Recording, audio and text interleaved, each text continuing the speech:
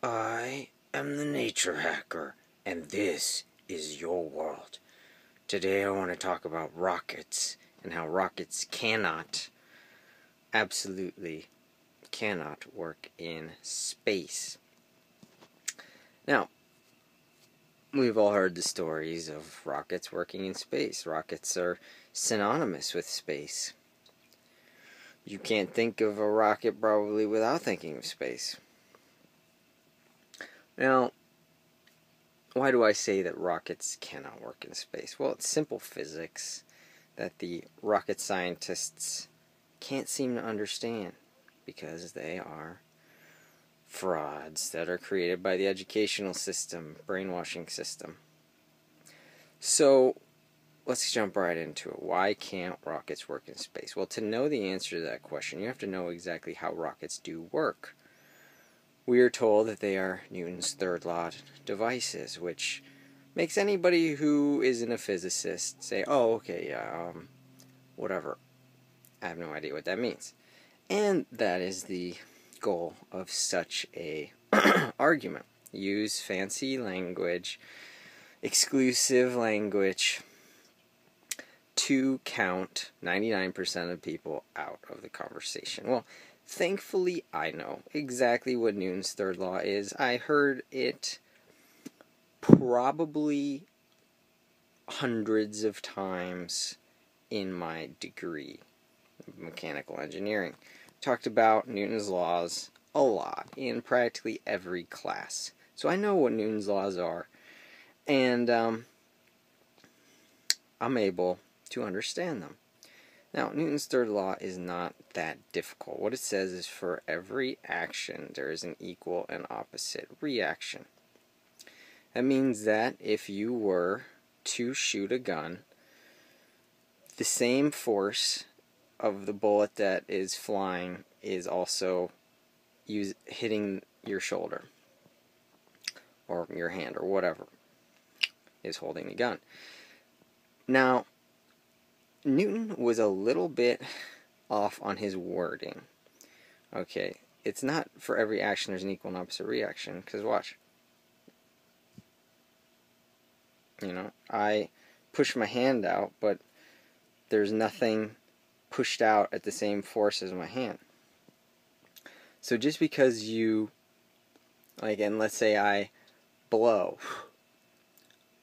I'm not, the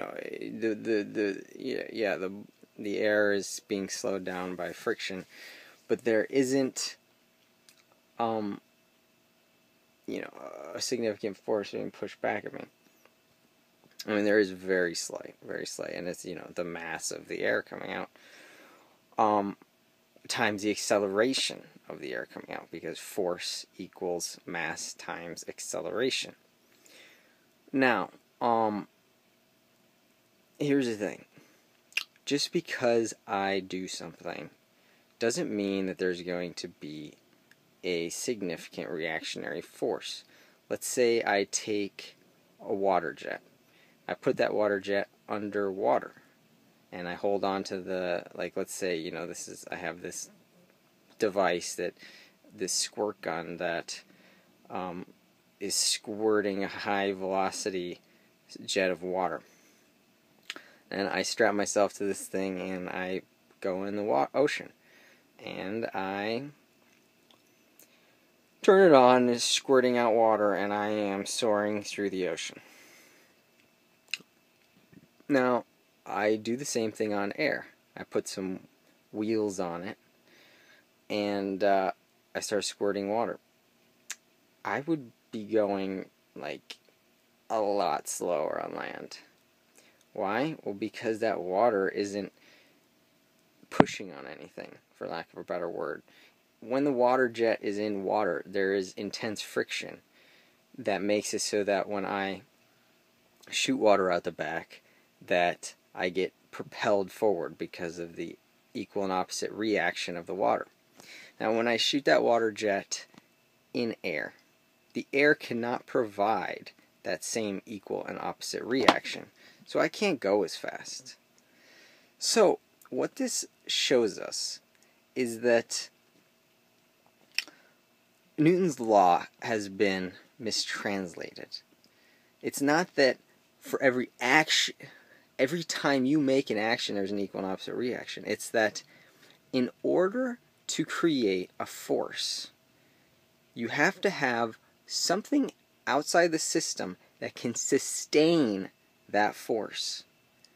If you don't have something outside the system that can sustain the force, then you can't generate a force from your action. Like if I go out in space and try to do a push-up, it's not going to work because there's no resistance to my arm motion. I can't do a push-up in space because there's nothing to push myself up from. There's nothing to create friction on my hands. So I can try to do a push-up, but it's not going to work. I'm not actually going to push myself up.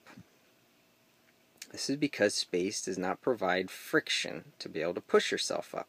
But on Earth, if you have a solid object that provides friction to your hands, you can push yourself up because there is a body, external body, that can sustain the force that you are expressing and therefore provide a reactionary force. So you cannot create a force without being able to sustain for something outside the system to sustain the reactionary force. So, could you shoot a gun in space? Yes. You could shoot a gun in space and both pieces would go, side to side. The reason that you can shoot a gun in space is because that is a single system. Yes, there is nothing outside the system to be able to sustain the force. So the system does not make any net motion. There is motion, but it's equal and opposite. But if you were to shoot that gun on Earth with friction,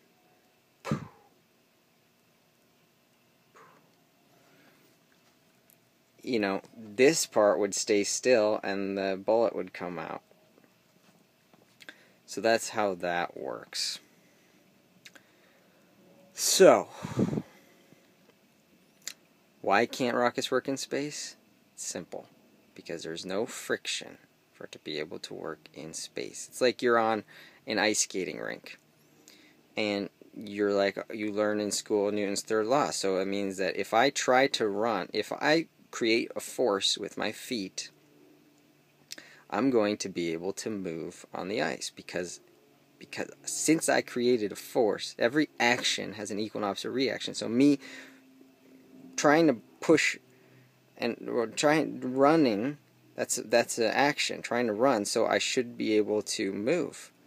But it doesn't work that way. There is no friction. So let's say it's perfect, ice where there's no friction. You're not going to go anywhere, So just because you try to do something doesn't mean that you're actually going to move.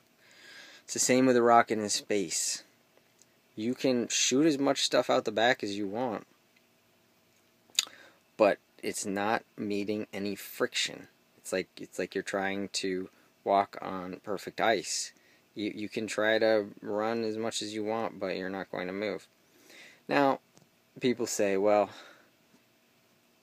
yeah, we don't need friction because we have that equal and opposite thing. So yeah, like if you don't have anything to sustain a force, like a wall, like let's say pushing yourself off of a wall. If you don't have anything to sustain that force, you can still move. How do you do that? You take something in your system, like let's say a big lead ball or something, and you throw it. So now the ball moves one direction, you move the other direction. Well, let's say you threw something that was the same weight as you. How far do you think you would actually go? Do you think you'd go very far? Not really. I've tried it. I've taken a medicine ball, thrown it as hard as I could, and I moved back about 3 inches. Now you might say, well, you're not in space, even though you're moving very slowly, you would keep moving in space, so you would keep going and going and going from that throw. Maybe, but at what speed? Very little speed. I mean, you would have to throw something to be able to get to the moon. Me, a little guy, would have to throw something like bigger than a mountain. Okay? I mean, way bigger than a mountain. Like, at extremely high speeds. Do you think a rocket has the equivalent of a mountain of mass to be able to eject to get to the moon? Like, what is it, 300,000 miles away or something? No, it doesn't have that much mass. So, if rockets worked on just shooting mass out the back, they would be going very, very slow.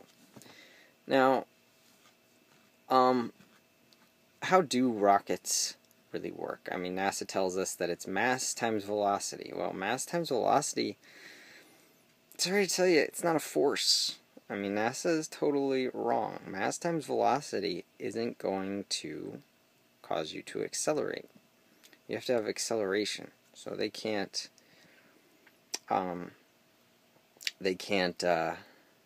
explain that. Now, how does a rocket work? If it doesn't work on Newton's third, if it doesn't work, let me put it this way, it doesn't work on the misinterpretation of Newton's third law, then how exactly does it work? Well, it's really quite simple how a rocket works. I mean, if you've ever been to a drag race and you've seen rocket cars, you will notice that they start the rockets up and they're shooting at full speed, okay? And slowly the rocket gets moving, and if you were to plot the function of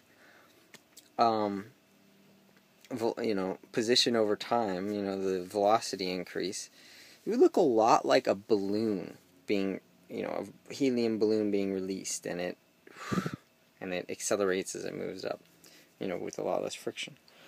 But so what's happening? I mean, if it were really that a misinterpretation of Newton's third law engine, where it's just mass times velocity coming out the back, creating forward motion, then why is it moving slower at the beginning and slower acceleration at the beginning, faster acceleration at the end? That doesn't make sense. It should be constantly accelerating, but it's not. It's increasing its acceleration, much like a buoyant object, a balloon, a bubble, something that acts on the principle of buoyancy. A piece of plastic that you hold down in the bathtub and it shoots up. The way a rocket works is the principle of buoyancy. And that states that the density of air below the rocket is less than the density is greater, than the density of air above it. So it's creating a density differential that is pushing itself via buoyant force. It's making itself lighter than air is another way to describe it. And,